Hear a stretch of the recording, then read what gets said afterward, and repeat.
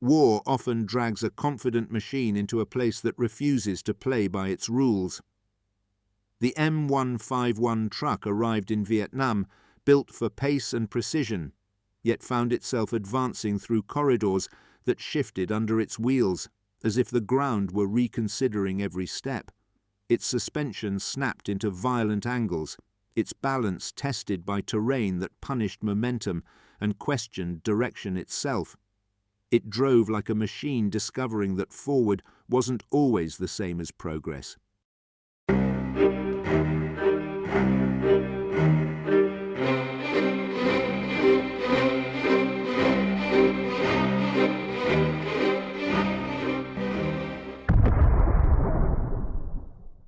The M151 truck entered Vietnam not as a statement of power, but as an answer to a problem no map could truly describe.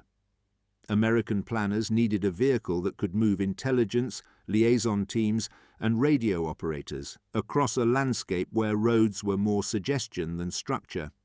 Trails bent around paddies, climbed uneven banks, and vanished under seasonal rain, turning the simple act of movement into a contest with a terrain that changed its mind between footsteps. In those conditions, the M151's size promised access, its weight promised agility, and its wheel independence promised traction wherever the route demanded imagination. The need became clear as early operations unfolded across mixed ground, laterite hard one day, soup the next, and cross-hatched by drainage cuts that punished any vehicle lacking nimble articulation. Larger trucks bogged or snapped suspension components under lateral load, while tracked armour tore the route open, making each return journey worse than the one before. A lighter machine that could thread between obstacles without reshaping the landscape offered a logistical advantage. Keep the movement small, keep the signature small, and keep the flow of information uninterrupted even when the track degraded beneath the tyres. Engineering teams had predicted roughness, but Vietnam introduced a different currency of pressure. Forces on the chassis arrived in quick, uneven bursts, one wheel plunging into softened ground while another rode a firm ridge, or a sudden drop pulling the frame into twist faster than the dampers could respond. These asymmetries shaped how the truck behaved under stress, defining a personality based less on horsepower and more on how precisely each corner reacted to what lay beneath it. The consequence was a machine that excelled where the path stayed coherent, yet revealed its sensitivity the moment the route fractured into mixed stability. Reenactment of a routine movement illustrates the disconnect between expectation and reality, without adding dialogue or drama. A column of trucks leaves a firebase at dawn, their tracks cutting a line through ground still saturated from overnight storms. As the lead vehicle rounds a bend, one tyre meets a section of soil that had slumped under its own weight during the night. The wheel drops, the chassis twists, and the vehicle continues only because its compact geometry and low silhouette keep inertia from turning a stumble into a roll. The moment is brief, almost unremarkable, but it exposes the stakes inherent in the mobility gap the M151 had been built to fill. Intelligence analysis recognized this gap early. Patrols required speed and access, yet speed magnified the risk of entering unstable patches at precisely the wrong angle, while access demanded maneuvering at slow pace through zones where concealment hid both threat and subsidence. The M151 became the compromise vehicle, small enough to go forward when other platforms hesitated, and responsive enough to carry critical equipment along paths that resisted being called roads. Its presence ensured that reconnaissance, liaison, and command links did not falter simply because the terrain contested every metre of progress.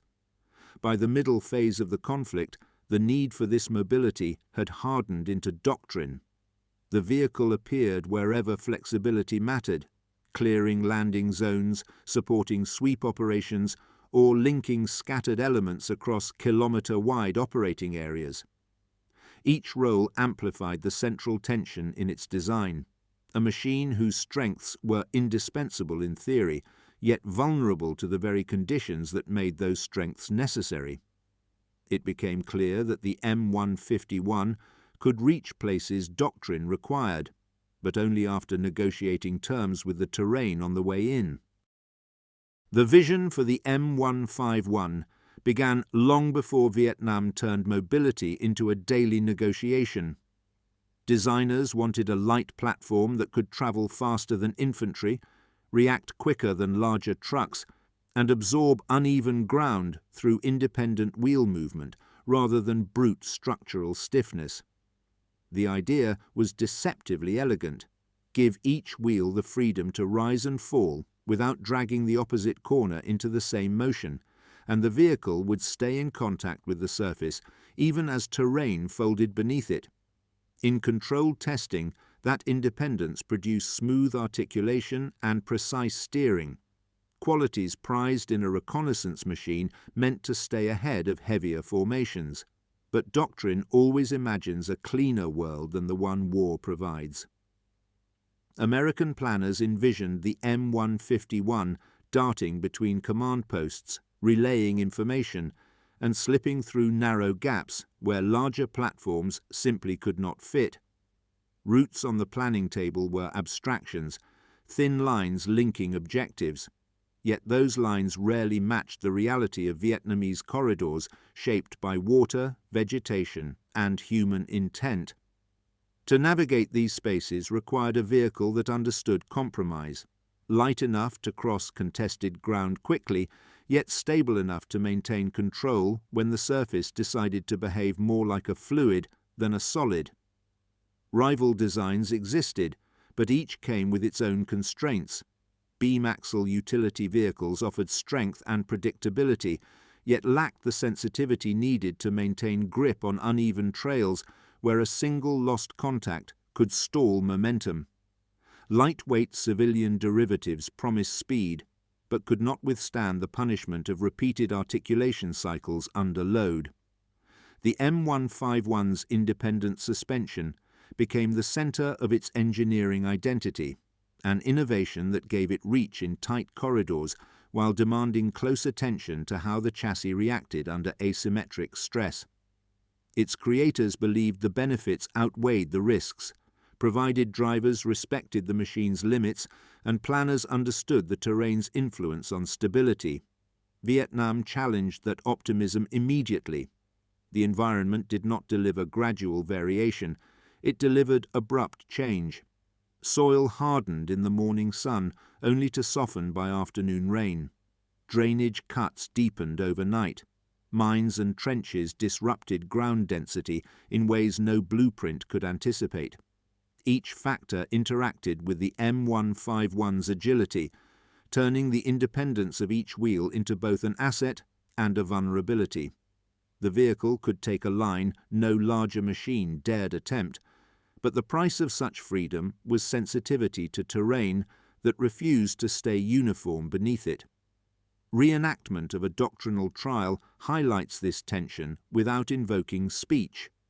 A convoy moves to establish a temporary blocking position along a narrow ridge. The route looks clear: firm substrate, predictable contours, manageable slope. Yet halfway through the movement, the lead truck encounters a shallow depression carved by runoff. The independent front suspension responds instantly, one wheel diving, the other holding height, tilting the vehicle into a momentary imbalance before the rear corners follow the motion. It recovers, but the lesson is unmistakable. The machine's vision of mobility is only as reliable as the landscape allows. Competing doctrines observed these behaviors with interest. Some Allied forces saw the M151 as proof that light vehicles required broader stances and simplified geometry to survive unpredictable terrain. Others admired its access and responsiveness, accepting that its delicacy under extreme conditions was a fair trade for the ability to reach positions no heavier platform could access. In every case, the truck became an engineering case study. one that revealed how a well-intentioned design interacts with an environment determined to test every assumption embedded in its blueprint. It showed that mobility built on fine margins delivers brilliance where the world cooperates, and consequences where it doesn't. The M151 emerged from factory floors shaped by efficiency, not prophecy. Assemblers welded lightweight body tubs with an eye towards speed of production, forming a shell stiff enough for reconnaissance, yet slim enough to slip beneath airlift limits. Control arms, spring seats, and pivot housings were machined to tight tolerances so each wheel could respond independently, turning raw steel into a mechanism built to interpret the ground rather than overpower it. Nothing in the plant resembled the conditions the truck would inherit. No collapsing embankments, no monsoon-saturated clay, no hidden voids waiting to pull a wheel off its expected path.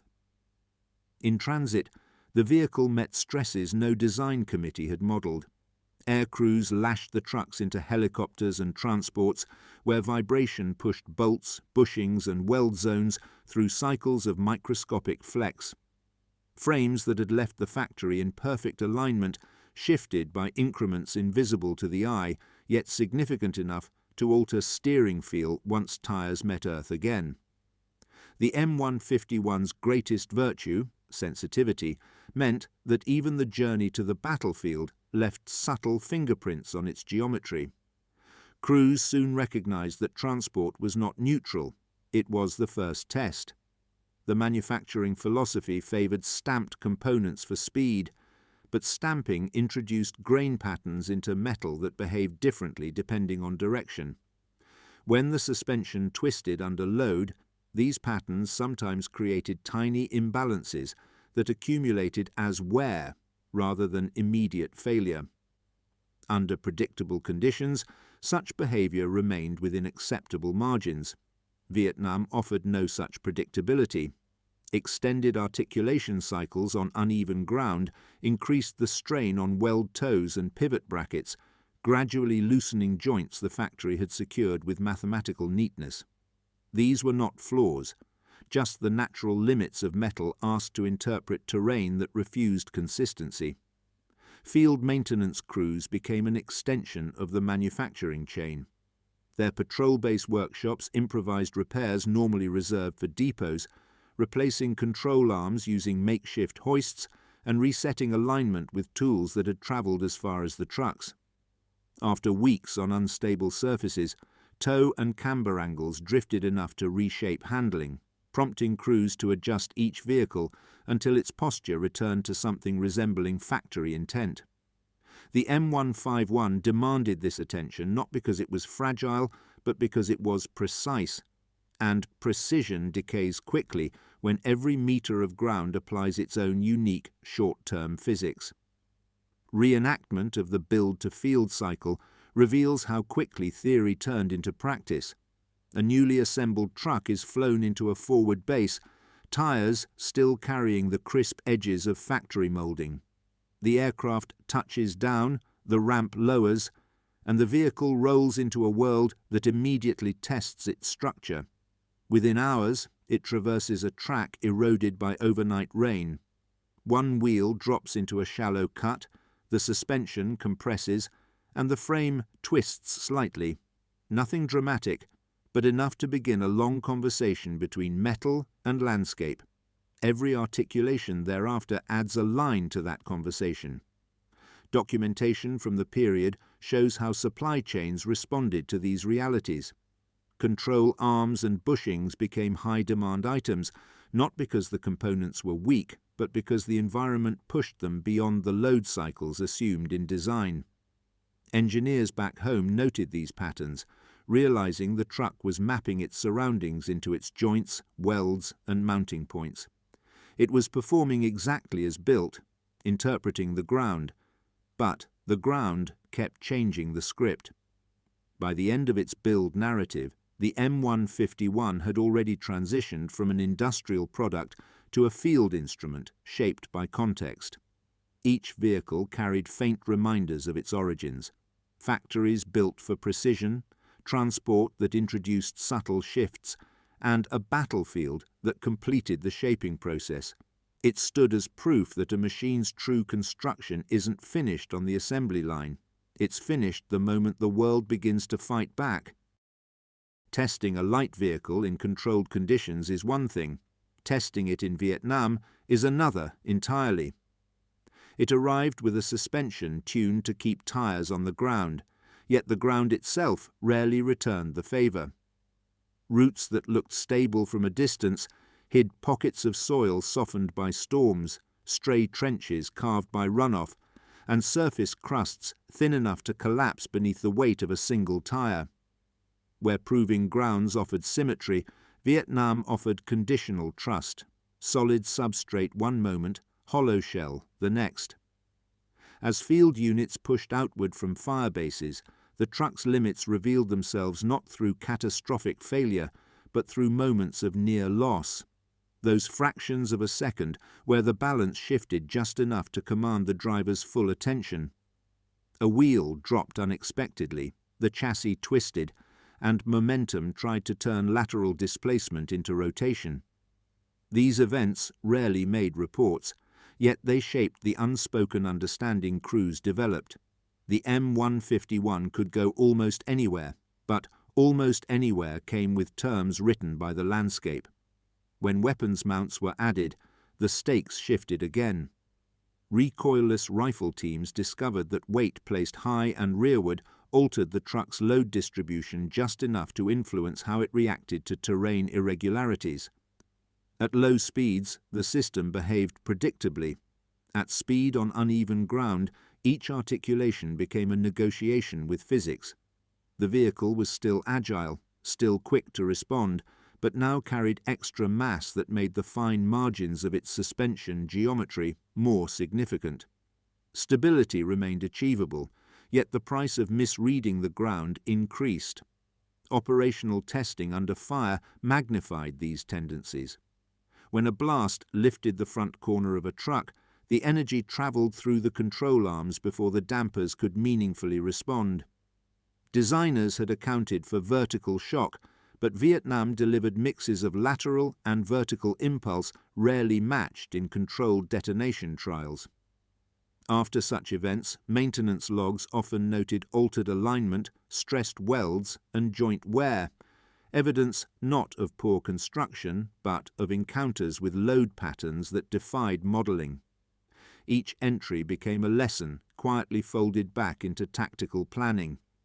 Reenactment of a typical sweep movement captures these mechanical truths cleanly. A reconnaissance element rolls along a narrow dike, the tyres tracing a path no wider than a man's shoulders. The ground feels firm until it isn't. One wheel meets a hidden cavity, the front corner drops, and the chassis twists sharply as weight transfers in an instant. The vehicle rights itself, but oscillations pass through the suspension like echoes, each one revealing the unseen architecture beneath the surface. The moment lasts seconds. The implications last far longer. Commanders adapted. Route selection became more conservative. Spacing between vehicles increased, and drivers learned to read texture with instinct rather than sight. They understood the truck's fundamental reality. Agility without forgiveness demands respect. No amount of engine power or steering input could override what lay beneath the tyres, and the M151's independent suspension, so precise on paper, amplified the consequences of terrain that shifted faster than the vehicle could interpret. These field tests shaped the operational character of the truck. It was fast, adaptable, and capable of threading through ground that immobilized larger platforms, yet it was also honest about its boundaries.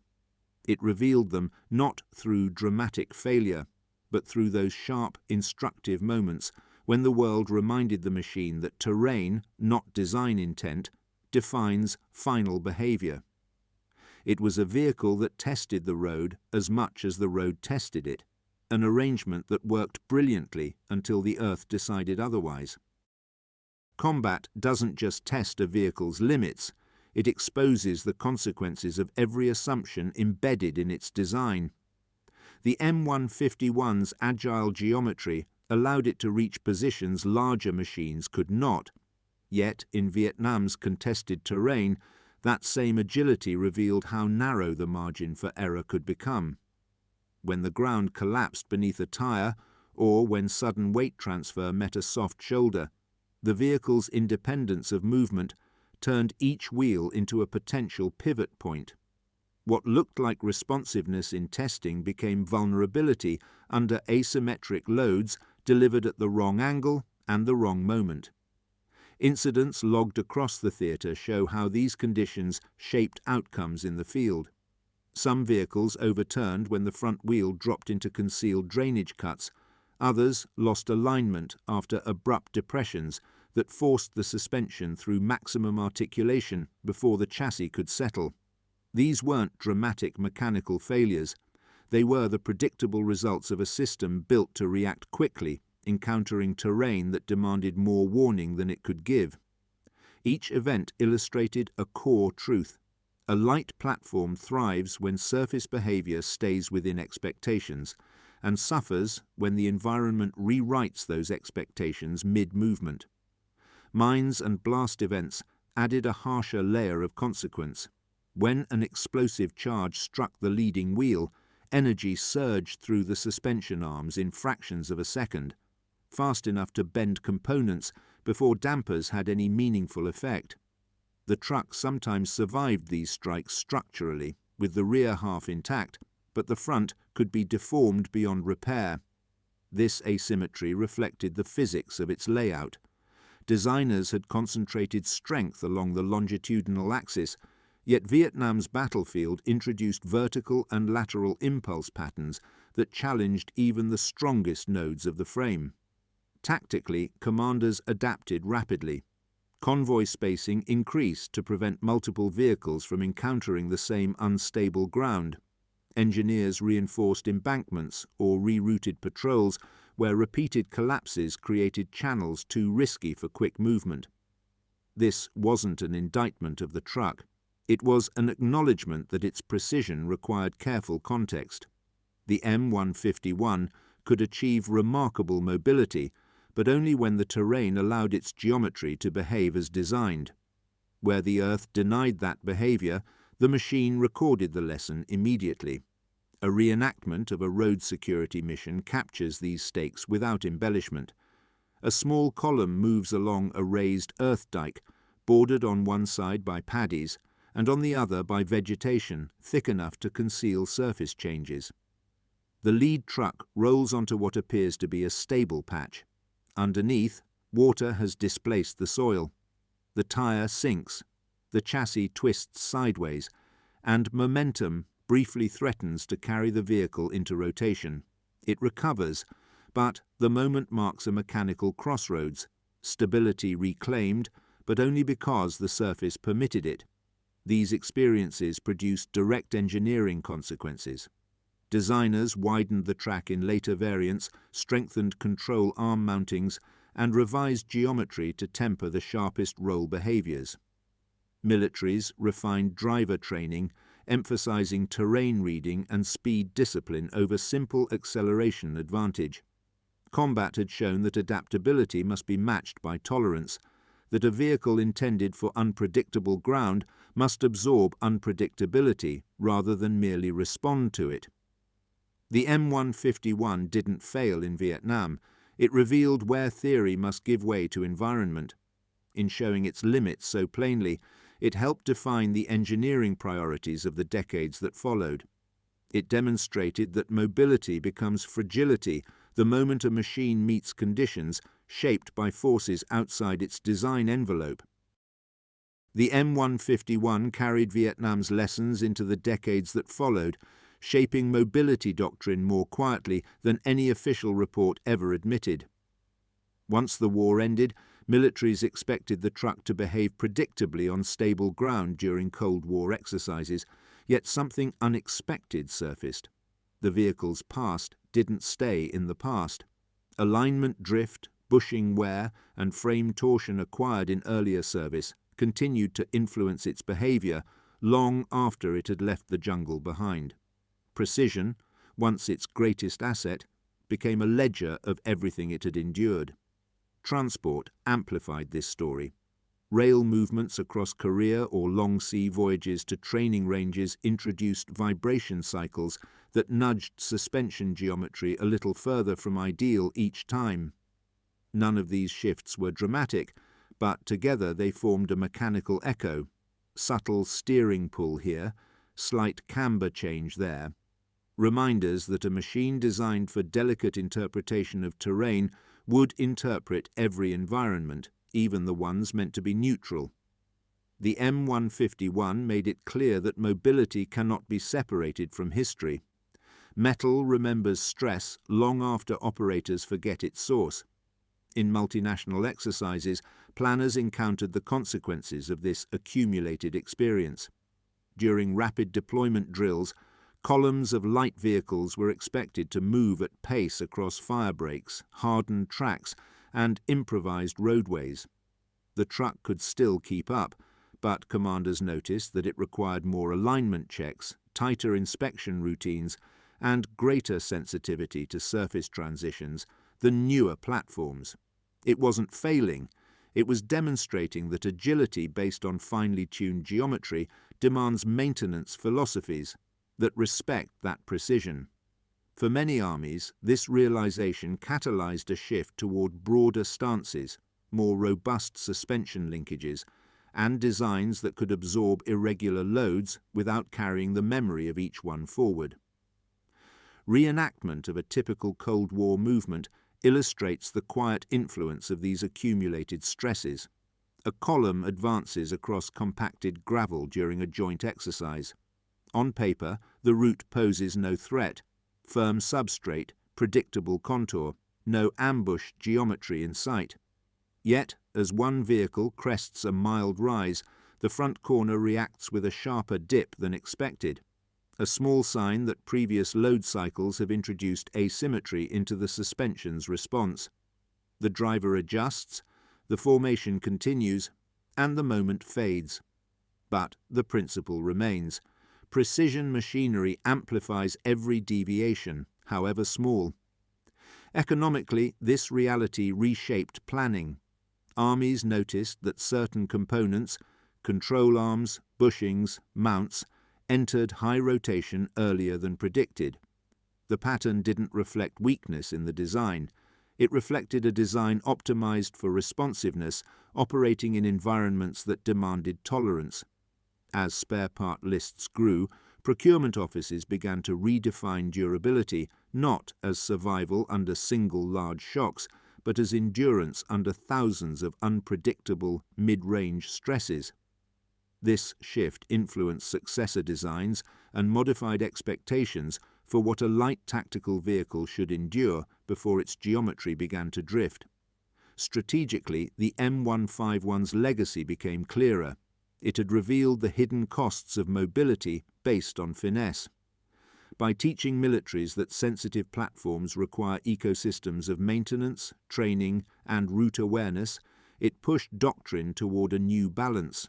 Vehicles that could still maneuver in tight spaces, but carried enough structural reserve to survive without accumulating a mechanical biography of every metre travelled. It forced armies to accept that speed is only useful when the machine beneath it can forget the road behind it.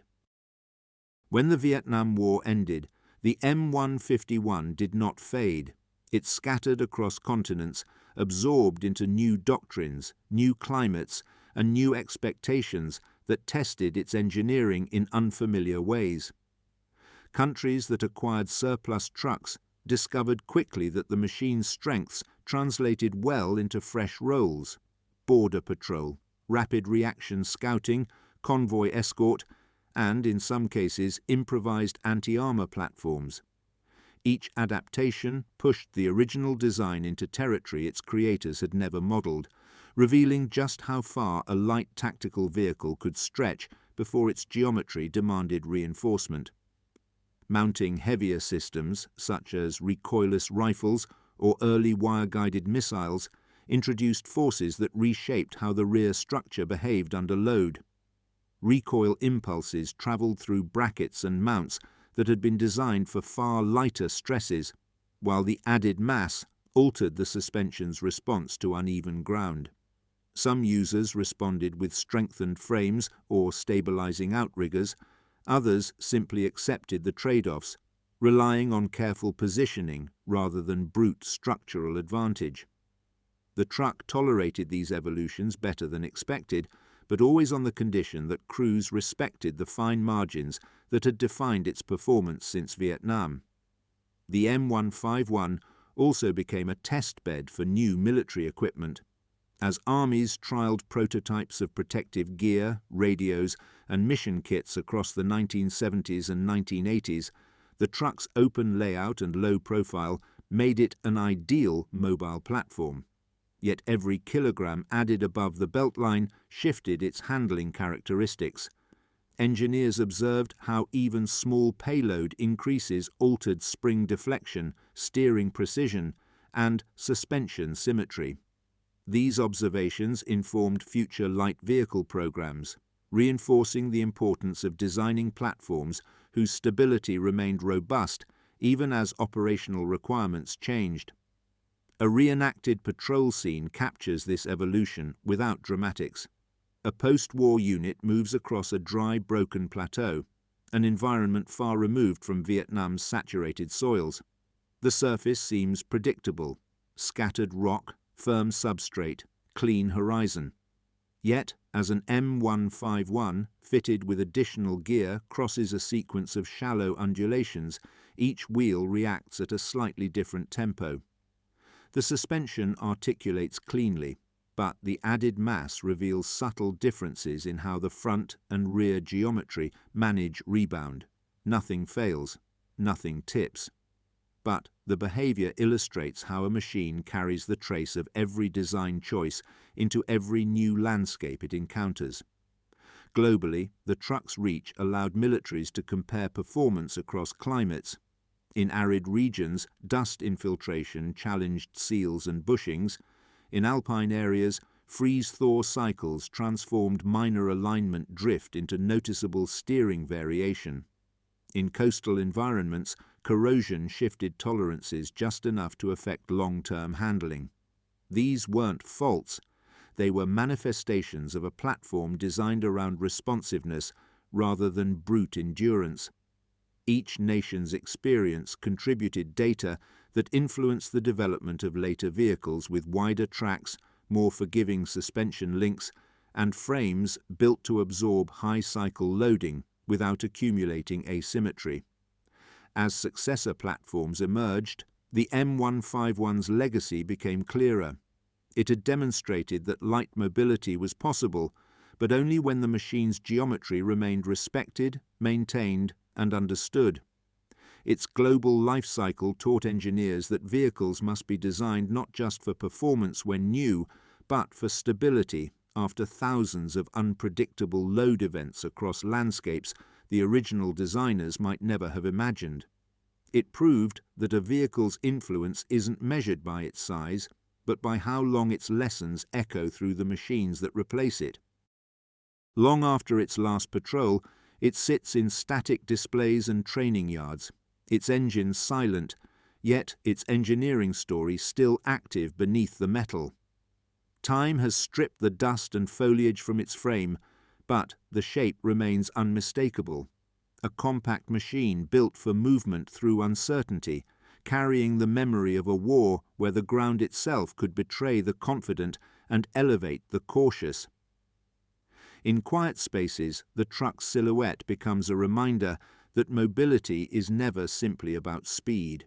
It is about the conversation between design and the terrain that answers back without warning. Engineers examining preserved examples find the same signature patterns repeated across decades: slight torsion along the frame rails, uneven wear on pivot housings, and subtle drift in alignment that records every abrupt load it ever interpreted. These artifacts form a mechanical biography, evidence of a vehicle that earned its place not by overpowering the environment, but by negotiating with it at every turn. Where other machines forced their way through obstacles, the M151 threaded through them, revealing how precision becomes both an advantage and a liability when the world refuses to stay stable. Reenactment of a final reflective moment captures this without melodrama. A lone M151 rolls across a modern proving ground, its tyres whispering over firm, predictable soil. The suspension articulates cleanly, following contours designed to instruct rather than deceive. Nothing shifts beneath the surface, no hidden voids, no sudden collapse, no asymmetric load daring the chassis to falter. Yet within this simplicity lies the shadow of its past, an understanding that the machine's true story was written in landscapes that did not behave so politely. The calmness here only sharpens the memory of the instability that once defined its every movement. As militaries evolved, the principles exposed by the M151 echoed across new generations of light tactical vehicles. Designers widened tracks, strengthened linkages, and built frames capable of absorbing unpredictable stresses without accumulating a catalogue of micro-distortions. Test regimes shifted from controlled ramps and even surfaces to simulations of abrupt load shifts, collapsing margins, and terrain transitions as sudden as those it faced daily. In this way, the truck's legacy became woven into platforms that never fought in Vietnam, but still addressed the engineering truths discovered there. This influence extends beyond mechanics. Strategists now recognize that mobility doctrine must consider uncertainty as a core variable rather than an occasional hazard. The M151 story showed that the smallest discrepancy between design intent and terrain behavior can reshape operations, alter tempo, and change how forces interact with the landscape. Modern vehicles inherit these lessons not through sentiment, but through geometry, angles, lengths, tolerances, and widths informed by a machine that proved how finely balanced light mobility truly is. In its quiet retirement, the truck reveals a final insight. Durability isn't simply the ability to survive conflict, but the ability to shape the thinking that follows. The M151 did not dominate battlefields through power or armour. It influenced the future through the clarity of its limitations and the precision of its strengths. It stands as a reminder that engineering progress often begins where a machine first shows the world exactly where its boundaries lie. Thanks for spending your time with this video. If you'd like more documentaries on the machines and moments that shaped history, please consider subscribing. We would love to have you back.